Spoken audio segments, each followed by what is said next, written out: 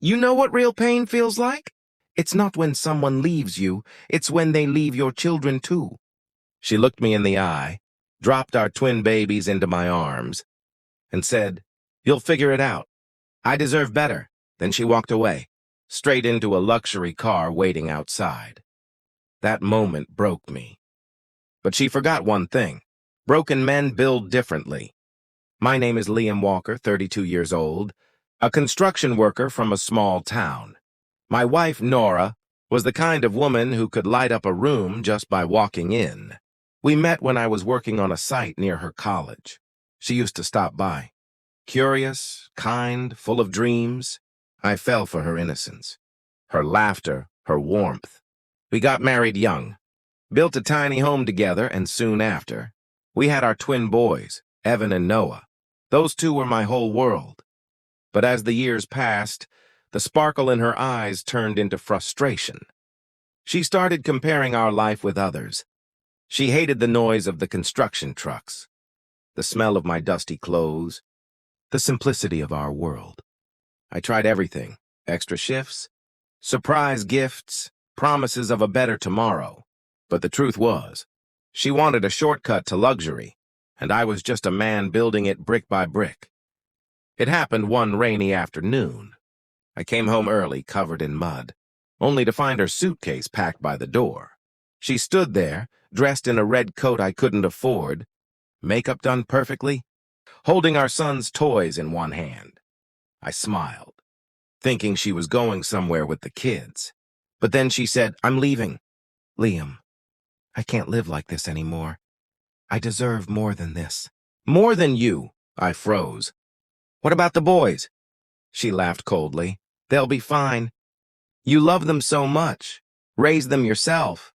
"I have a life waiting for me." Outside, a black car waited. A man stepped out, expensive suit, expensive watch, expensive arrogance. She didn't even look back. That was the day she left me with two babies and a heart that didn't know how to beat anymore. For the first few months, survival was a nightmare. I worked all day and came home to cries, diapers, and silence. I didn't sleep, barely ate. My hands were cracked. My back screamed in pain. But every time I looked at Evan and Noah, I found strength. They didn't need a perfect mother. They needed a strong father.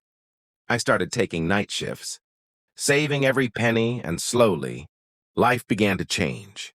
I learned to cook, to clean, to handle fevers and laughter on my own. I built a small playground behind our house using leftover materials from my construction site. Watching my boys play there reminded me pain can destroy you, or it can build you into someone unbreakable. 2 years later, everything changed again. I got promoted to site manager, then later partnered with a local builder to start our own company. The same hands that once built houses for others were now building our own dreams. My twins grew strong, smart, and full of life. We didn't have much, but we had peace. Then one afternoon, fate came knocking. We were finishing a luxury home for a client when I saw her. Nora stepped out of a car, wearing designer clothes, but behind that beauty, I saw fear. She looked thinner, lost. The man she left me for? He was being arrested for fraud right there in front of us. Cameras flashed, police cars blared, and she stood frozen in the chaos. She saw me across the driveway, dust on my shirt, sweat on my face, my sons playing near the truck. She hesitated, then walked toward me. "Liam," she whispered, tears filling her eyes. "I made a mistake. Please, I have nowhere to go."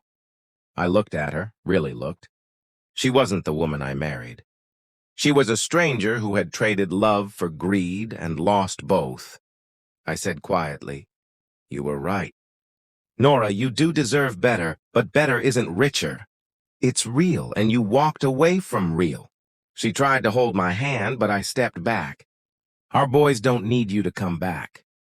They already have everything they need." Then I turned and walked toward my truck, my son's laughter echoing behind me. That day, I didn't just walk away from her, I walked into peace. Now, years later, my business is thriving. My twins are growing into good men. and every brick I lay reminds me of where I started. People ask if I hate her. I don't. She was the lesson that taught me how to build a life on strength instead of sorrow. Sometimes, revenge isn't about making them pay. It's about letting them see you live better without them.